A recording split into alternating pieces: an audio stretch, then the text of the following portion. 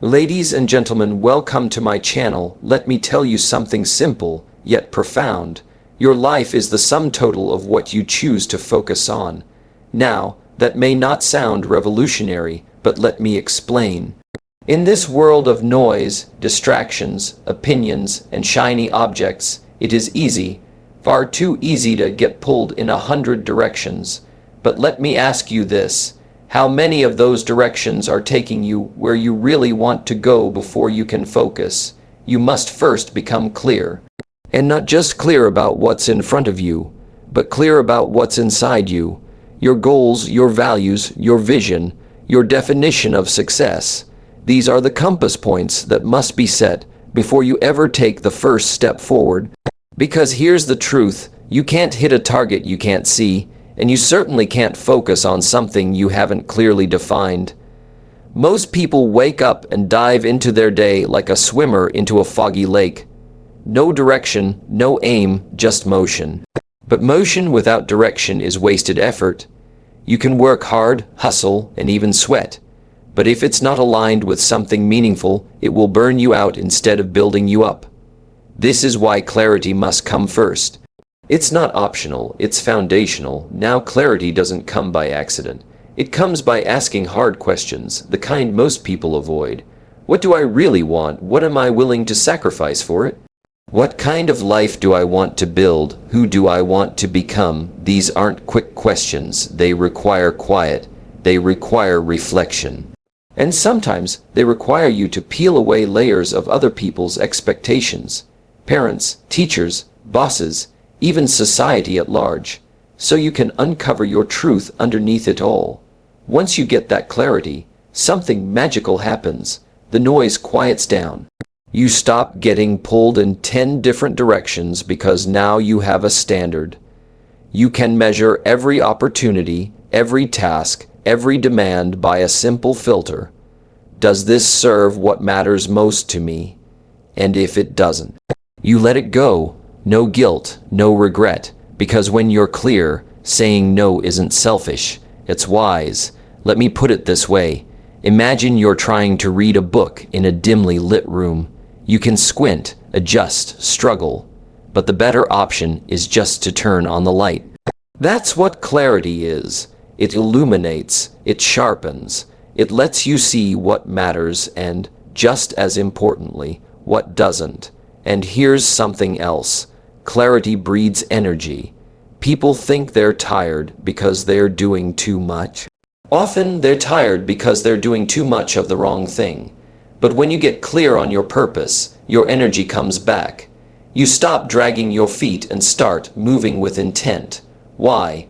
Because there's power in knowing where you're going. That power gives you strength to endure setbacks, to push through the mundane, to keep showing up.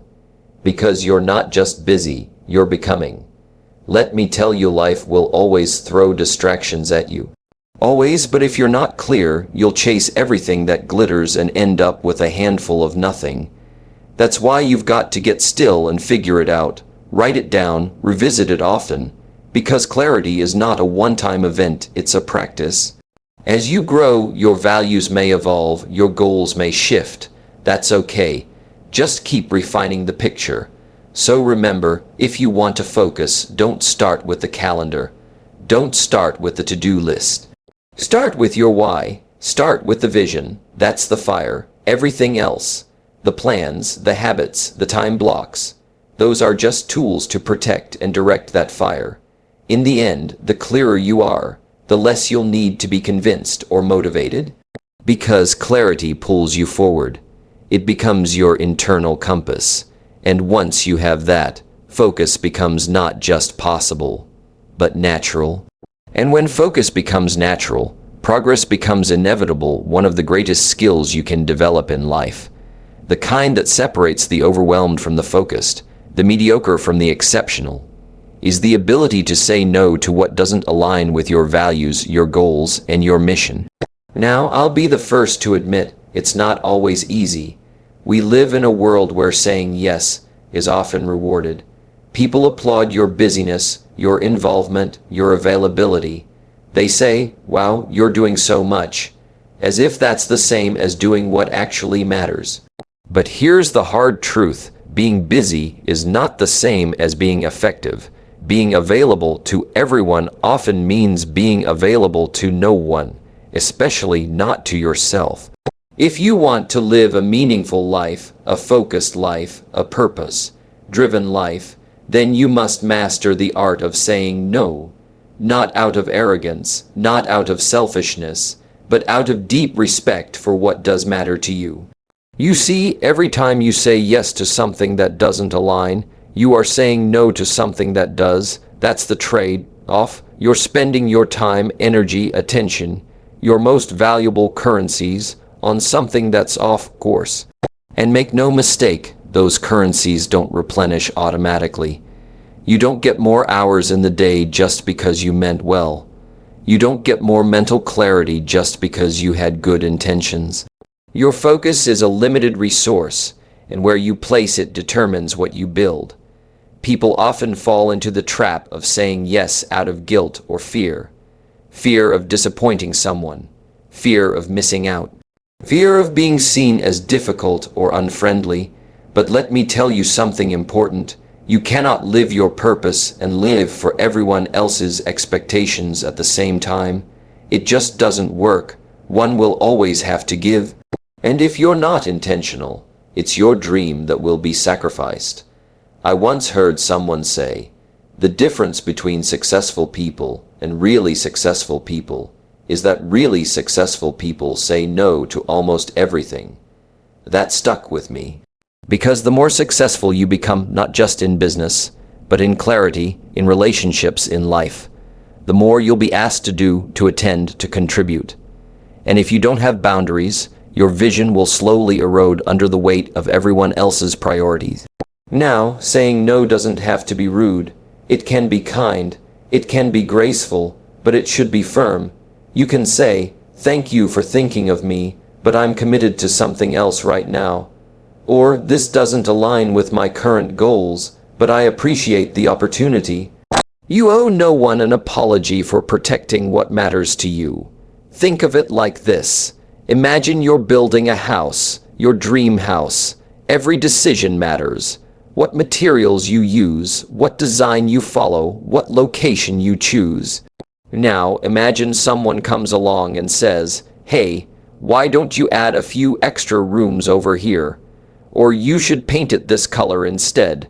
If you said yes to everyone, your house wouldn't look like your vision. It would be a mess of everyone else's input. And guess who still has to live in it? You do. Your life works the same way.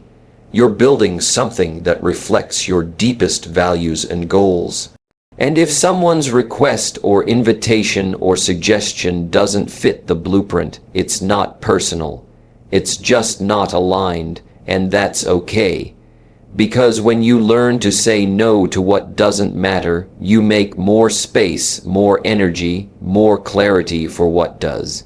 You create room for your best work, your most meaningful relationships, your truest self. Most people misunderstand freedom.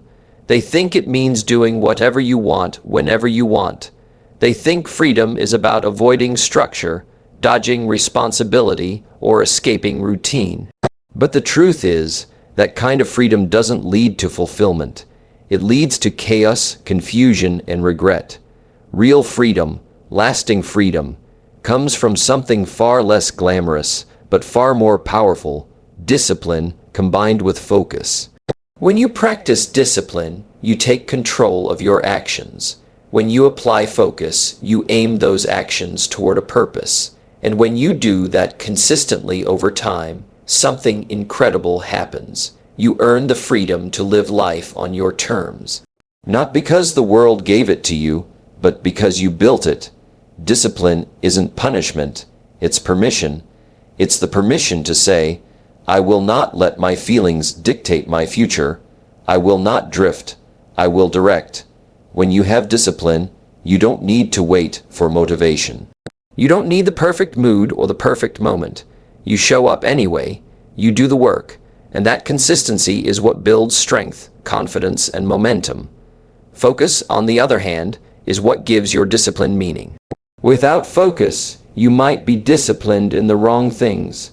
You could be working hard, staying busy, filling your schedule, and still going nowhere. Focus is what says, this is where I'm headed.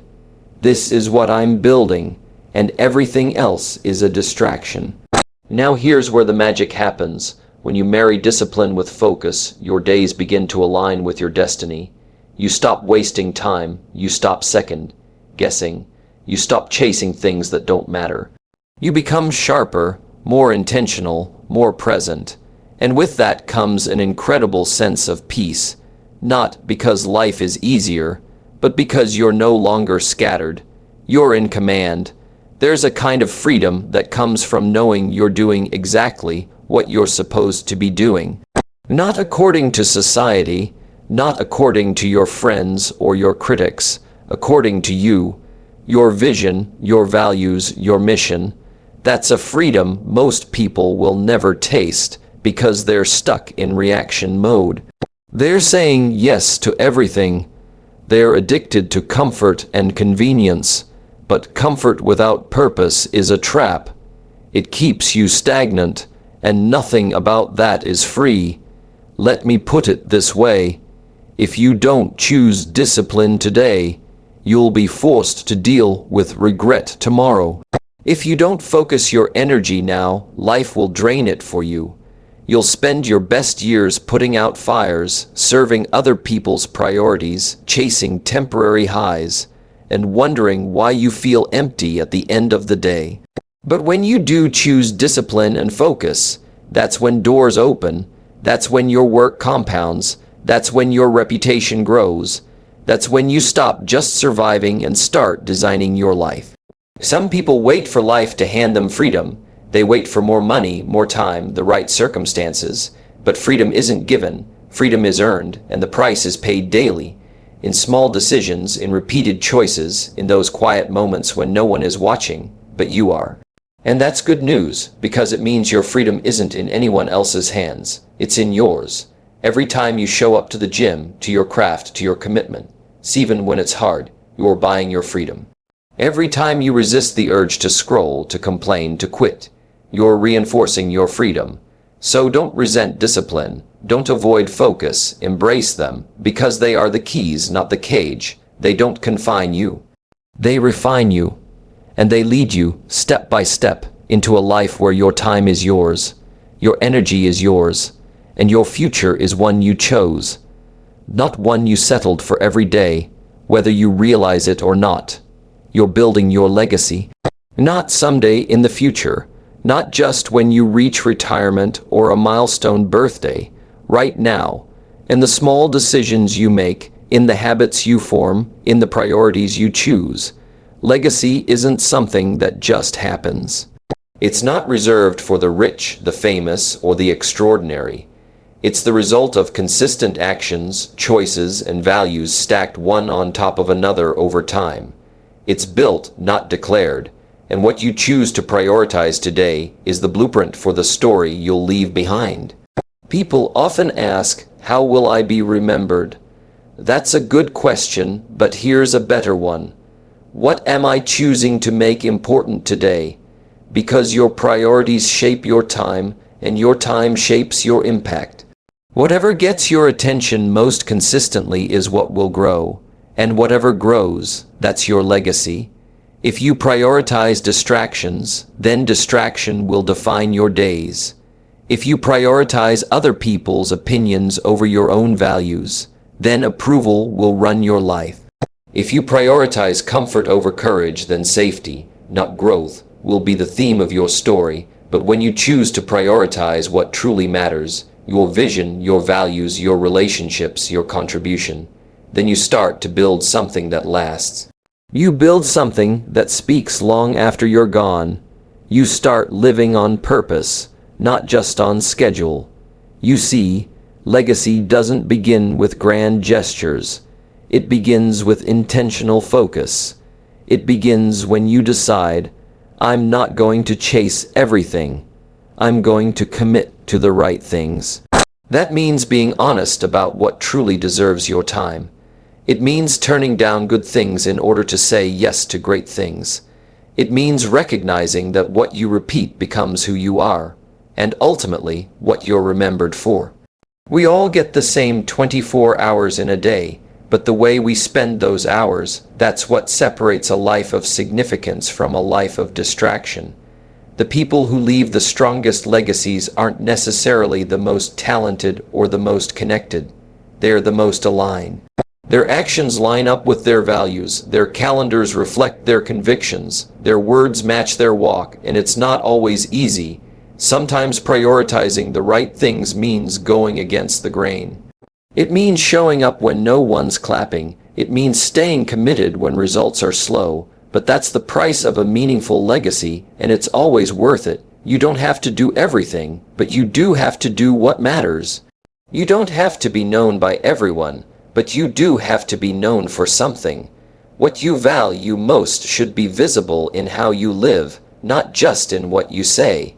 Because people don't remember what you intended to do. They remember what you consistently did. Maybe your legacy is in the family you raise. Maybe it's in the business you build. Maybe it's in the lives you touch through your kindness, your leadership, or your creativity. Whatever it is, it will be shaped by what you prioritize, because what you water is what will grow. At the end of the day, your legacy isn't just what you leave behind. It's what you live right now. It's in the conversations you have, the example you set, the decisions you make when no one's watching. It's in how you treat people, how you chase your calling, how you face adversity. It's in the way you choose to spend your minutes, because your minutes turn into your life. So if you want to build something that lasts, don't wait, start now, decide what matters most, and let everything else take a backseat. Your legacy isn't out there somewhere in the future. You're writing it today, with what you choose to prioritize. So let me leave you with this, my friend. Life is short. Time is precious. And focus, real, intentional, purpose-driven focus, is the difference between a life of reaction and a life of meaning. Don't get caught chasing everything and catching nothing. Don't let the noise of the world drown out the voice within you. Decide what matters most, really matters, and give it your best, your energy, your heart, your discipline. Say no to the things that don't align. Guard your time like it's gold, because it is. And remember, it's not about doing more. It's about doing what matters more deeply, more consistently, and with more conviction. Because in the end, it won't be the busyness that people remember. It won't be the likes, the noise, or the distractions. It will be the impact you made, the values you lived by, the legacy you built, one focused day at a time. So go out there, focus on what really matters to you, and let the rest fall away. Thank you. And remember, your future is waiting, but only if you're willing to focus.